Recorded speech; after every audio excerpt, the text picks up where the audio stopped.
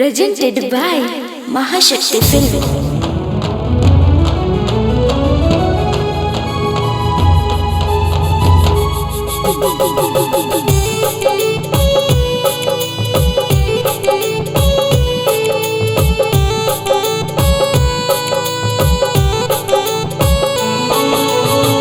उठे लागे हमरे यार मनवा में ओढ़ाया आसमानी चुनरी।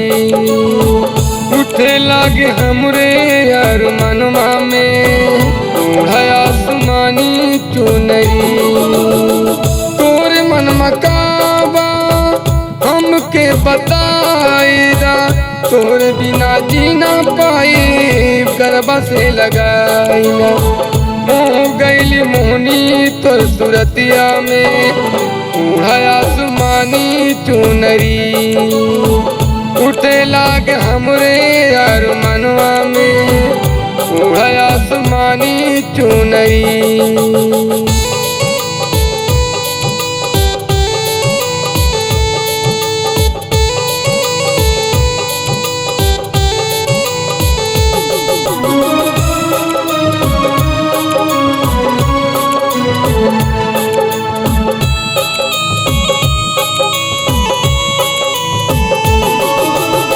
नागिन जैसे चाल तोहर हमके ना सतावा, भइल कौनो गलती रानी हमके बतावा।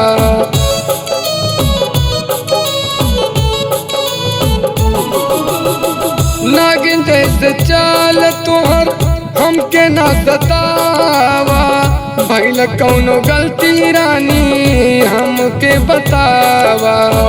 डूब जाए चुल्लू भर पनिया में ओढ़ाया आसमानी चुनरी। उठे लागे हमरे यार मनवा में ओढ़ाया आसमानी चुनरी।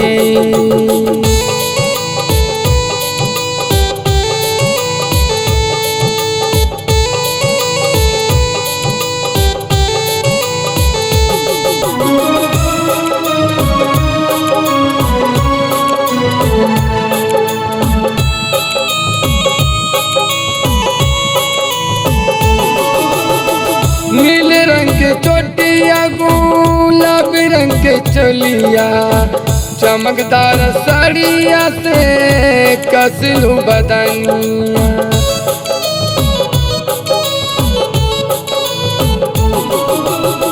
नीले रंग के चोटिया गुलाबी रंग के चोलिया, चमकदार साड़िया से कसलू बदनिया। मर जाइब चिकन तोर जमनिया में ओढ़ाया आसमानी चुनरी। उठे लागे हमरे यार मनवा में ओढ़ाया आसमानी चुनरी।